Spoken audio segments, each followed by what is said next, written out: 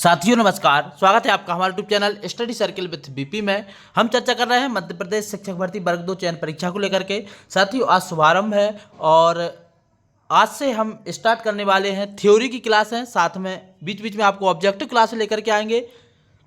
बिल्कुल जीरो से हम स्टार्ट करेंगे पढ़ना। यदि आप रेगुलर पढ़ना चाहते हैं वो भी निःशुल्क, तो हमारे चैनल को सब्सक्राइब कर लें और हिंदी साहित्य की तैयारी करें। आज हम आदिकाल के बारे में चर्चा करेंगे। आदिकाल के प्रमुख क्या क्या नाम हैं उनके बारे में जानेंगे, इसकी क्या महत्वपूर्ण रचनाएं हैं और इसके प्रमुख कौन कौन से लेखक हुए। जैसे आपको स्क्रीन पर ही थंबनेल में दिख रहे होंगे, विद्यापति जी हैं, अमीर खुसरो हैं, चंदबरदाई हैं।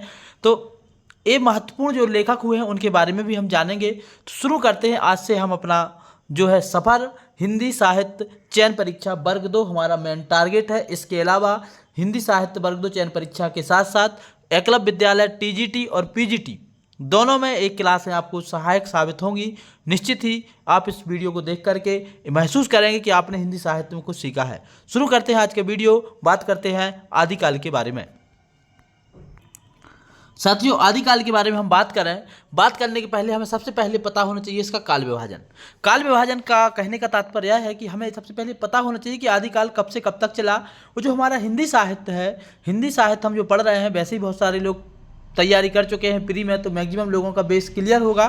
फिर भी यदि आपका बेस क्लियर नहीं है तो इस वीडियो से और अच्छे से क्लियर कर लें कि हिंदी साहित्य का जो विकास है। साथियों हिंदी साहित्य के विकास में जो है 4 भागों में हिंदी साहित्य के विकास को बांटा गया। सबसे पहले बात करते हैं हिंदी साहित्य के जो 4 नाम काल बांटे गए। सबसे पहला काल था हमारा वीरगाथा काल, दूसरा था पूर्व मध्य काल, तीसरा था उत्तर मध्य काल और चौथा था आधुनिक काल। वीरगाथा काल को ही आदिकाल के नाम से पुकारा जाता है। पूर्व मध्य काल को हम भक्ति काल कहते हैं, उत्तर मध्य काल को रीतिकाल कहते हैं और आधुनिक काल को हम गद्यकाल कहते हैं। ये तो होगा इनके नामों की बात। हिंदी साहित्य का इतिहास जो आचार्य रामचंद्र शुक्ल जी ने लिखा है उसमें ये सारे नाम उल्लिखित हैं। जिसका जो आचार्य रामचंद्र शुक्ल का हिंदी साहित्य का इतिहास है, यह जो है 1929 में प्रकाशित हुआ। ये भी हमें बहुत अच्छे से याद रखना है। साथियों सबसे पहले हमें बात पता होना चाहिए इसके समय काल के बारे में। हमसे डायरेक्ट क्वेश्चन पूछ लिया जाता है कि आदिकाल का समय काल क्या रहा है। तो यहाँ पे लिखा है 1050 से 1375 विक्रमी संवत। कई बार हम पढ़ते हैं, पढ़ने के साथ हम कंफ्यूज हो जाते हैं।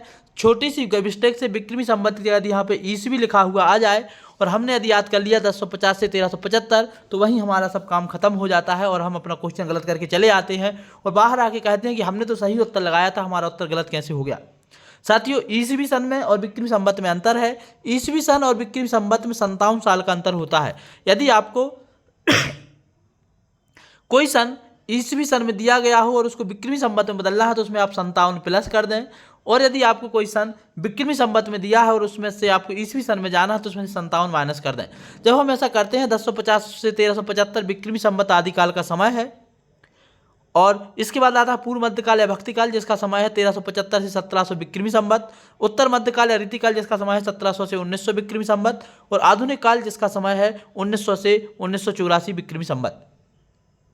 इस संवत को जब हम ईस्वी सन में बदलेंगे तो हम इसको सन में से विक्रमी संवत में से 57 माइनस करने पड़ेंगे। जब हम 1050 में से 57 माइनस करेंगे तो हमारे पास बचेगा 993 और जब हम 1375 में से 57 माइनस करेंगे तो हमारे पास बचेगा 1318। अब आप कह सकते हैं ये ईस्वी है आपका आदिकाल का जो समय काल है। यदि संवत में पूछा जाए तो 1050 से 1375 विक्रमी संवत, वहीं ईस्वी सन में पूछा जाए तो 993 से 1318 ईस्वी।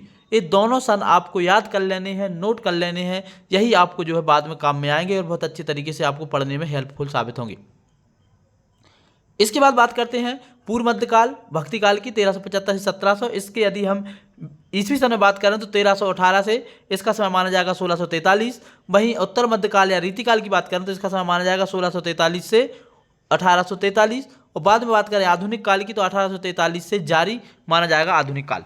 आज हम पढ़ने वाले हैं आदिकाल के बारे में। तो मेन हमें यही याद रखना है आधुनिक काल के बारे में, वीरगाथा काल के बारे में, कि वीरगाथा काल को आदिकाल के नाम से भी जाना जाता है। सबसे पहली बात, या आदिकाल को वीरगाथा काल के नाम से जाना जाता है। ये भी हम कह सकते हैं आदिकाल को आदिकाल नाम दिया वो हजारी प्रसाद द्विवेदी ने दिया और वहीं वीरगाथा काल आदिकाल को जो कहा है वो कहा है आचार्य रामचंद्र शुक्ल ने।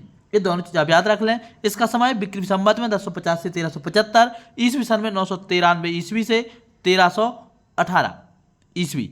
ये दोनों चीज़ हम याद रखते हैं। अब बढ़ते हैं आगे और हम जानते हैं आदिकाल के बारे में और विस्तार से। साथियों आदिकाल की बात की जाए तो आदिकाल को जो है आदिकालीन जो साहित्य है उसको हमने 6 भागों में बांटा है। जो 6 भाग हैं उससे हमें जो है इसको पढ़ने में बड़ी सहूलियत सिद्ध होगी और हम आदिकाल को 6 भागों में ही समाप्त करेंगे। आदिकाल के एक एक भाग पर एक एक वीडियो लेकर के आऊँगा और आपको बताऊँगा। सबसे पहले आदिकाल को जो है हमने अध्ययन की सुविधा की दृष्टि से बांटा है। सबसे पहले सिद्ध साहित्य, दूसरा नाथ साहित्य, तीसरा जैन साहित्य, चौथा रासो साहित्य, पांचवा लौकिक साहित्य, छठवां गद्य साहित्य।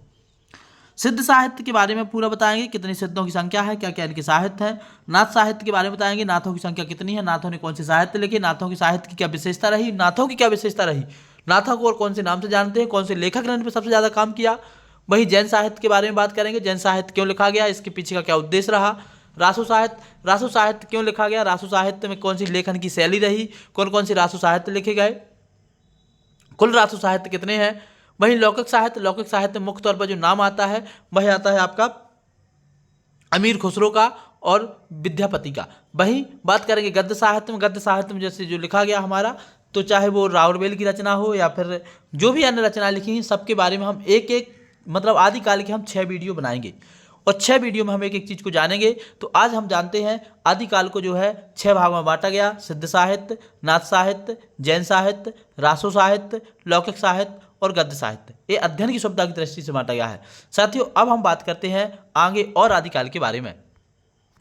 साथियों आज हम आदिकाल के बारे में जानते हैं। सबसे पहले हमें जानना होगा, यहाँ से आपको एक क्वेश्चन महत्वपूर्ण तौर पर मिलता ही है, इस बात का आपको विशेष ध्यान रखना है। आपको सबसे पहले जानना होगा आदिकाल के नामकरण के बारे में। जैसे हर चीज़ के एक से ज़्यादा नाम होते हैं तो वैसे ही आदिकाल के भी कई सारे नाम हैं। जिस लेखक ने आदिकाल में जो भी नाम देखा उसके आधार पर उन्होंने उसका नामकरण कर दिया, जो भी उन्होंने विशेषता देखी उसके आधार पर उनका नामकरण कर दिया और उनको अब हमें याद करना है, उनसे ऑब्जेक्टिव पूछे जाते हैं। तो सबसे पहले हम जानते देखिए आदिकाल को एक नाम और आदिकाल का है, वो है चारण काल। चारण काल नाम दिया जो वो दिया किसने, जॉर्ज गियर्सन ने। जॉर्ज गियर्सन जो है कि जिन्होंने the modern vernacular literature of Hindustan करके हिंदी साहित्य के इतिहास पर एक किताब लिखी है, उन्होंने आदिकाल को चारण काल नाम दिया। इस बात को विशेष ध्यान रखना है। वहीं डॉक्टर राम कुमार वर्मा जी हुए जिन्होंने हिंदी साहित्य का आलोचनात्मक इतिहास लिखा है। उन्होंने हिंदी साहित्य को जो है आदिकाल को नाम दिया है संधि काल एवं चारण काल। साथियों संधि काल और चारण काल नाम इसलिए दिया क्योंकि इस समय जो लेखक हुआ करते थे वो जो है दरबारी कवि हुआ करते थे और इसके अलावा यहाँ से अपभ्रंश का काल समाप्त होता है और जो है हिंदी साहित्य शुरू होता है। तो हिंदी और अपभ्रंश के बीच में जो संधि का काम किया, जो जोड़ने का काम किया, इसीलिए इसको जो है संधि काल नाम दिया गया। तो डॉक्टर राम कुमार वर्मा ने हिंदी साहित्य के आदिकाल को संधि काल एवं चारण काल के नाम से जाना। वहीं जॉर्ज गियर्सन ने चारण काल के नाम से जाना। बात करते हैं मिश्र बंधु की। साथियों मिश्र बंधु अकेले नहीं थे, ये 3 भाई थे, गणेश बिहारी, सुखदेव बिहारी और श्याम बिहारी। इन तीनों ने मिलकर के मिश्र बंधु इनको नाम दिया गया और इन्होंने जो है आदिकाल को आरंभिक काल कहा। इस चीज़ का बहुत अच्छे से ध्यान रखना है, यहाँ पर हम कंफ्यूज हो जाते हैं आरंभिक काल और प्रारंभिक काल में। साथियों तो आरंभिक काल और प्रारंभिक काल में हमें याद रखना है मिश्र बंधुओं ने आरंभिक काल कहा है, वहीं गणपति चंद्रगुप्त ने जो है प्रारंभिक काल कहा। हमें याद रखना है कोई भी काम हम जब प्रारंभ करते हैं, कोई भी काम हम जब शुरू करते हैं तो उसको हम प्रारंभ बोलते हैं, बिल्कुल स्टार्ट से। तब हम भगवान गणपति जी का स्मरण करते हैं और गणपति जी से ही किसी काम को प्रारंभ किया जाता है। तो हमें ऐसे याद रखना है कि आदिकाल को गणपति चंद्रगुप्त ने, जिन्होंने हिंदी साहित्य का वैज्ञानिक इतिहास लिखा है, उन्होंने इसको जो है प्रारंभिक काल के नाम से जाना है। 4 चीज़ हमें याद हो गई साथियों। चारों चीज़ों के एक एक लेखक के हमें जो है साहित्य का किताब का नाम भी याद रखना। जैसे जॉर्ज गियर्सन ने लिखी है the modern vernacular literature of Hindustan, वहीं राम कुमार वर्मा ने लिखी है हिंदी साहित्य का आलोचनात्मक इतिहास, मिश्र बंधु ने लिखी है मिश्र बंधु विनोद करके, गणपति चंद्रगुप्त ने लिखी है हिंदी साहित्य का वैज्ञानिक इतिहास, वहीं आचार्य रामचंद्र शुक्ल ने लिखी है हिंदी साहित्य का इतिहास। तो इस तरीके से जो है हमें याद रखना है इन्होंने किस किस नाम से जाना और इनकी मैंने किताबों के नाम आपको एक्स्ट्रा फैक्ट के तौर पर बता दिए। इसके बाद अगला नाम आता है आचार्य रामचंद्र शुक्ल का। आचार्य रामचंद्र शुक्ल ने आदिकाल को वीरगाथा काल कहा है क्योंकि इसमें अधिकतर रचना वीर रसपूर्ण रचना लिखी गई और वीरता का वर्णन किया गया, राजाओं की महिमा का वर्णन किया गया। इसी प्रवृत्ति के आधार पर आचार्य रामचंद्र शुक्ल ने इसको जो है वीरगाथा काल कहा। अब बात करते हैं आदिकाल को आदिकाल किसने कहा। आदिकाल को आदिकाल कहा हजारी प्रसाद द्विवेदी ने। तो दोनों चीज़ हम ऐसे याद रख सकते हैं, भगवान राम वीर हुए, भगवान राम जो वीर थे तो राम ने आदिकाल को वीरगाथा काल कहा। आदिकाल मतलब हजारों साल पुरानी बात, तो हजारी प्रसाद द्विवेदी ने ही आदिकाल को आदिकाल कहा। इसके बाद आते हैं राहुल सांकृत्यन। राहुल सांकृत्यन ने सिद्ध सामंत युग कहा। इस बात को हम याद रखना है, राहुल सांकृत्यन ने, जो राहुल थे, राहुल का नाम गौतम बुद्ध था, गौतम बुद्ध का एक नाम क्या था, राहुल। तो राहुल और बुद्ध सिद्ध एक लगभग मिलती जुलती बात है, तो इससे हम याद रख सकते हैं राहुल सांकृत्यन ने आदिकाल को सिद्ध सामंत काल कहा। ये चार नाम हमें याद हो गए होंगे। जारी gerson ने चारण काल, रामकुमार वर्मा ने संधि काल एवं चारण काल, मिश्र बंधुओं ने आरंभिक काल, गणपति चंद्रगुप्त ने प्रारंभिक काल, आचार्य रामचंद्र शुक्ल ने आदिकाल एवं वीरगाथा काल, वहीं राहुल सांकृत्यन ने सिद्ध सामंत काल के नाम से इसको जाना है। अब बढ़ते हैं और अगले नामों की तरफ। साथियों, अगला नाम है महावीर प्रसाद द्विवेदी। महावीर प्रसाद द्विवेदी ने इसको बीज वपन काल कहा। इसको बीज वपन काल महावीर प्रसाद द्विवेदी ने इसलिए कहा क्योंकि इस समय जो है साहित्य के लिखने के बीज बोए जा रहे थे, इसलिए महावीर प्रसाद द्विवेदी ने इसको बीज वपन काल कहा। साथियों, तो महावीर प्रसाद द्विवेदी महावीर हनुमान जी का नाम होता है, और ऐसे हम याद रखते हैं कि महावीर कौन थे, हनुमान जी। तो उन्होंने भी बीज वपन, पवन, यदि वपन को हम पवन पढ़ लें तो हमें याद हो जाएगा पवन पुत्र हनुमान महावीर जी थे, और आचार्य महावीर प्रसाद द्विवेदी ने इसको बीज वपन काल कहा। वही बात करते हैं चंद्रधर शर्मा गुलेरी ने। चंद्रधर शर्मा गुलेरी ने इसको आदिकाल को मतलब अभ्रंश काल और पुरानी हिंदी का काल कहा है। ये सबसे महत्वपूर्ण लेखक हैं जो हमसे पूछ लिए जाते हैं, हमसे नहीं बनते हैं। तो चंद्रधर शर्मा गुलेरी ने अभ्रंश काल या पुरानी हिंदी का काल कहा। वही बात करते हैं डॉक्टर धीरेन्द्र वर्मा की। डॉक्टर धीरेन्द्र वर्मा ने अभ्रंश काल कहा है। विश्वनाथ प्रसाद मिश्र ने वीरकाल कहा है। वीरगाथा काल और वीरकाल में अंतर याद रखना है। आचार्य रामचंद्र शुक्ल ने वीरगाथा काल कहा, वहीं विश्वनाथ प्रसाद मिश्र ने इसको वीरकाल कहा। मोहन अवस्थी और सुमन राजे, एक नाम और यहाँ पे याद रख लेना है। मोहन अवस्थी के अलावा एक नाम और है सुमन राजे, जिन्होंने आदिकाल को आधार काल के नाम से जाना है। वही बात करते हैं कमल कुलश्रेष्ठ की। कमल कुलश्रेष्ठ ने जो है इसको आदिकाल को अंधकार काल नाम दिया। एक और लेखक हुए हैं वासुदेव सिंह। वासुदेव सिंह ने इसको उद्भव काल कहा, मतलब यहाँ से उद्भव हुआ है साहित्य का। तो वासुदेव से याद रख सकते हैं उद्भव काल। वासुदेव सिंह ने जो है उद्भव काल नाम दिया आदिकाल को। वही याद करना है रमाशंकर शुक्ल रसाल। रमाशंकर शुक्ल रसाल ने अंधकाल या बाल्य अवस्था का काल कहा, क्योंकि यहाँ से ही हिंदी साहित्य के इतिहास की शुरुआत हुई। हिंदी साहित्य लिखा जाना यहाँ से प्रारंभ हुआ, इसलिए इसको बाल्य अवस्था का काल या अंधकाल कहा गया। जिस तरीके से बालक जब बच्चा होता है, सबसे पहले उसकी आंखें बंद होती हैं, तुरंत बात खुलती है, उसको कुछ दिखाई नहीं देता, वहाँ से वो शुरू करता है अपना जीवन बाल्यावस्था। तो रमाशंकर शुक्ल रसाल ने इसको अंधकाल या बाल्यावस्था काल कहा। वहीं एक और लेखक हुए हैं हरिश्चंद्र वर्मा, और डॉक्टर राम खिलावन पांडे। दोनों ने इसको संक्रमण काल कहा। संक्रमण काल कहा, क्यों कहा? क्योंकि अभ्रंश काल समाप्त हो रहा था, यहाँ से साहित्य का विकास हो रहा था, संक्रमण हो रहा था, मतलब फैल रहा था साहित्य की तरफ हिंदी, इसलिए इन्होंने इसको कहा संक्रमण काल। तो साथियों, बहुत सारे नाम हमने याद किए हैं, एक बार फिर से आप लोग याद कर लें, रिवाइज कर लें वीडियो को। हमें याद रखना है मुख्य तौर पर। अब मैं जो आपको बताने वाला हूँ, जो हमें मुख्य तौर पर कम से कम याद होने ही चाहिए, उसमें प्रमुख नाम जो है वह है, सबसे पहले हमें याद होना चाहिए वीरगाथा काल। वीरगाथा काल कहा किसने? आचार्य रामचंद्र शुक्ल ने। दूसरा हमें याद होना चाहिए जो है आदिकाल। आदिकाल कहा किसने? हजारी प्रसाद द्विवेदी ने। इसके बाद हमें याद होना चाहिए सिद्ध सामंत काल, किसने कहा? राहुल सांकृत्यन ने। फिर हमें याद होना चाहिए कौन सा? महावीर प्रसाद द्विवेदी ने जो कहा है बीज वपन काल, ये याद होना चाहिए। इसके बाद पुरानी हिंदी का काल किसने कहा? चंद्रधर शर्मा गुलेरी ने याद होना चाहिए। धीरेन्द्र वर्मा ने अभ्रंश काल कहा, और इसके पहले दो याद होना चाहिए। सबसे पहले चारण काल गियर्सन ने कहा, और संधि एवं चारण काल वो कहा है किसने? संधि एवं चारण काल जो कहा है वो कहा है डॉक्टर रामकुमार वर्मा ने। इसके बाद हमें दो नाम और याद होने चाहिए, एक होता है आरंभिक काल, एक होता है प्रारंभिक काल। आरंभिक काल कहा है मिश्र बंधुओं ने, और प्रारंभिक काल कहा है गणपति चंद्रगुप्त ने। इस तरीके से हमने देखा कि हिंदी साहित्य के विभिन्न नाम जो हुए हैं। अब आगे और बात करते हैं आदिकाल के बारे में। साथियों, अभी तक हमने देखा आदिकाल का समय काल, इसके बाद आदिकाल के विभिन्न नाम। अब हम आदिकाल की कुछ विशेषताएं जानते हैं, और कल से हम पढ़ेंगे आदिकाल में एक एक साहित्य, जो हमने 6 प्रकार बताए हैं, एक एक दिन एक एक साहित्य के बारे में पढ़ेंगे। तो अब हम बात करते हैं आज आदिकाल के बारे में, आदिकाल की कुछ विशेषताओं के बारे में।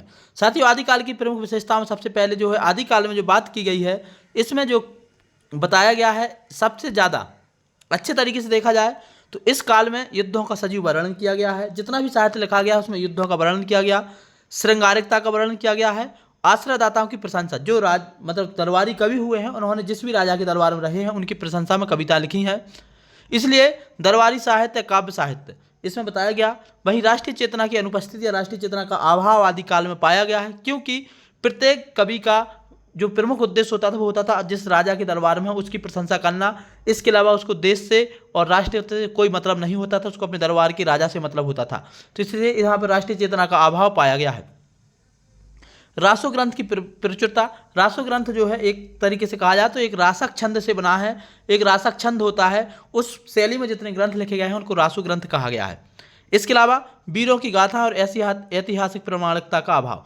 साथ ही यहाँ पर जो साहित्य लिखा गया है उसमें वीरों की प्रशंसा, वीरों की गाथाएं तो गाई गई हैं, लेकिन उसमें प्रमाणिकता का अभाव है कि मतलब जो साहित्य में लिखा है वह कितना आधुनिकता की कसौटी पर खरा उतरता है, कितनी बातें उसमें सही हैं, कितनी कल्पना के आधार पर कही गई हैं, इस चीज़ की प्रमाणिकता का अभाव है। आगे हम आपको ये भी बताएंगे कि कौन से ग्रंथ को कौन से लेखक ने प्रमाणिक माना, कौन से लेखक ने अप्रमाणिक माना, ये भी हमसे पूछा जाता है।